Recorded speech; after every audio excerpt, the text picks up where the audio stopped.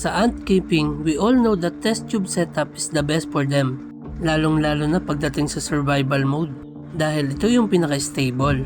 Mas control kasi natin dito ang humidity at hindi sila masyadong nai-stress. Mas madali din kasi natin na monitor yung development ng colony.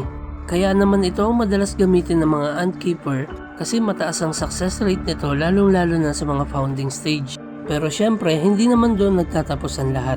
Dahil habang tumatagal, mas lalo silang dumadami. Nagkakaroon din ng konting adjustment sa loob ng test tube. At bilang ant keeper, dapat alam mo to. Kailangan kasi marunong din tayo makiramdam. Lalong-lalo na kung alam natin merong maling nangyayari sa loob. Iba-iba rin kasi ang mga pangangailangan nila. Meron mga langgam na gusto na merong lupa, meron namang mga langgam na okay lang na kahit na wala. At yun yung kailangan nating i-provide sa kanila para maging okay silang lahat. Doon ko na-realize na kung gusto ko talaga silang mabuhay ay kailangan kong gayahin kung ano man yung environment na kinabibilangan nila. At doon nagumpisa ang hilig ko sa paggawa ng terrarium. Hindi lang siya pang display, kundi isang living system. May mga soils na pwede nilang gawing tunnels, may moss para sa humidity, stability. At lalagyan ko rin to ng springtails para meron silang cleanup crew para maiwasan magkaroon ng molds at mapanatili yung balance ng ecosystem.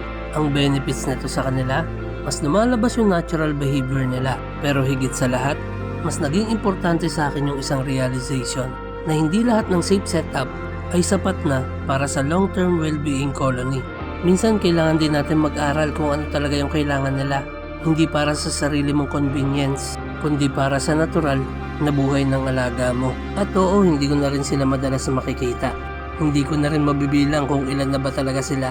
Pero ano ba kasi talaga ang pinaka-importante dito? Di ba kaya mo nga sila inaalagaan para mabuhay sila? Pero hindi naman ibig sabihin na mali yung ginagawa mo. Ang sa akin lang, ibigay din natin kung ano yung buhay na gusto nila. Dahil bilang isang ant keeper, gugustuhin ko ng bihira sila makita pero alam kong okay sila. Kaysa naman panoorin ko silang unti-unting nawawala.